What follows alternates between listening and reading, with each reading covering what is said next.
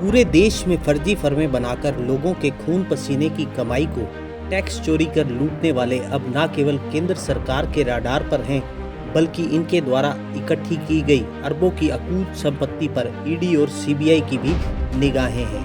बात अगर हरियाणा प्रदेश की करें तो हरियाणा में भी फर्जी फर्मों के माध्यम से सरकार को चूना लगाने वालों ने अरबों की अकूत संपत्ति इकट्ठा कर रखी है।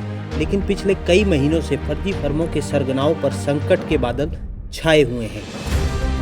हरियाणा में कई जिलों में फर्जी फर्मों का धंधा करने वालों पर तो नकेल कसी गई है, लेकिन सिरसा जिला से फर्जी फर्मों के तार बहुत पुराने जुड़े हुए हैं, जिनके संबंध काफी ऊपर तक रहे हैं। सिरसा में विभाग के उच्च अधिकारियों की निगाहों में खासा चढ़ा हुआ है और यहां विभाग ने कड़ी कार्रवाई भी की है, लेकिन अभी भी बड़े मगरमच्छ जिनका सिरसा टू दिल्ली कनेक्शन काफी स्ट्रॉन्ग है, विभाग की पहुंच से दूर नजर आ रहे हैं। सिरसा में एमआरपी के नाम से मशहूर महेश बांसल, रमेश कुमार और पदम बांसल का नाम तो जरूर हाईलाइट है, लेकिन सिरसा फतेहाबाद से जुड़े और बहुत से लोग जो कि विभागीय अधिकारियों से साठ-गांठ करके सरकार को मोटा चूना लगा चुके हैं, अभी भी गिरफ्त से बाहर हैं। सरकार को इन फर्जी फर्मों पर नकेल कसने के लिए ईमानदार टीम का गठन करना होगा, क्योंकि साल 2018 में जिस तरह से फर्जी फर्मों के मामलों को हाईलाइट किया गया, वो सब सेक्टिंग करके दबा दिए गए।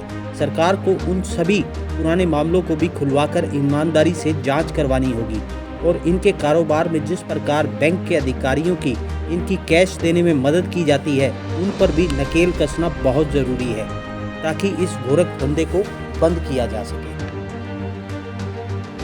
यहाँ आपको ये भी बता दें कि फर्जी फर्मों के खेल में दूसरों के कंधों का इस्तेमाल किया जाता है।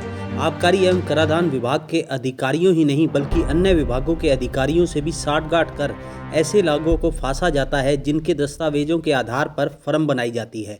इस फर्म के नाम पर करोड़ों का लेन देन किया जाता है। फर्म की ओर से लाखों रुपए का टैक्स जब दे हो जाता है, तब फर्म को बंद कर दिया जाता है। ऐसे में फर्म का प्रोप्राइटर यानी कि मालिक सरकार का डिफाल्टर हो जाता है और कानून की नज़र में गुनहगार। फर्जी फर्मों के जनक महेश बांसल की ओर से ऐसे कई फर्में बनाई और बंद की गई। कागजों में जो फर्म के मालिक थे वह हकीकत में दुकान पर पानी पिलाने वाले रसोइया, ड्राइवर, माली व अन्य गरीब लोग रहे। फर्जी फर्मों के इस खेल से सर्वाधिक चूना सरकार को लगा। फर्जी फर्म के नाम पर करोड़ों रुपए की खरीद की गई। खरीद पर टैक्स दे हुआ, वह टैक्स अदा नहीं किया गया। शहर के व्यापारियों के 2 नंबर के माल को देश के किसी भी कोने में भेजने के लिए फर्जी फर्म के दस्तावेज का इस्तेमाल किया गया। माल की ट्रांजैक्शन के समय दस्तावेज होने पर यह वैध बने रहे, लेकिन टैक्स की अदायगी के समय फर्म गायब हो गई। इस पूरे खेल को चलाने में बैंक अधिकारियों की भी बड़ी भूमिका रहती है। जहां एक और करोड़ों रुपए का कैश ये फर्में बैंक से निकलवाती हैं, तो वहीं दूसरी ओर खाता खोलने का काम भी बैंक के अधिकारियों की सेटिंग से ही होता है। फर्जी फर्मों के संचालन में बैंक अधिकारियों की बड़ी भूमिका रहती है। दूसरे के नाम से बनाई गई फर्म का बैंक अकाउंट फर्जी फर्मों के जनक द्वारा ही डील किया जाता था। जिस व्यक्ति के नाम से फर्म बनी है, जिसके नाम से बैंक में खाता है, उसके खाते का संचालन दूसरा ही करता था। माना जा रहा है कि बैंक अधिकारियों की ओर से हस्ताक्षर तस्दीक नहीं किए जाते। खातों के हस्ताक्षर फर्जी फर्मों के जनक ही करते हैं। बैंक अधिकारी लाखों की एफडी बटोरने के लिए नियमों को ताक पर धर देते हैं। सिरसा में दर्जन भर से अधिक प्राइवेट बैंकों का कारोबार ही फर्जी फर्मों पर चलता हुआ देखा गया है। जिसका खाता खोला गया, उसकी पहचान ही बैंक ने नहीं की, केवल दस्तावेज के आधार पर ही खाता खोल दिया गया। इसके अलावा इस खेल में आबकारी एवं कराधान विभाग का भी अहम रोल रहता है।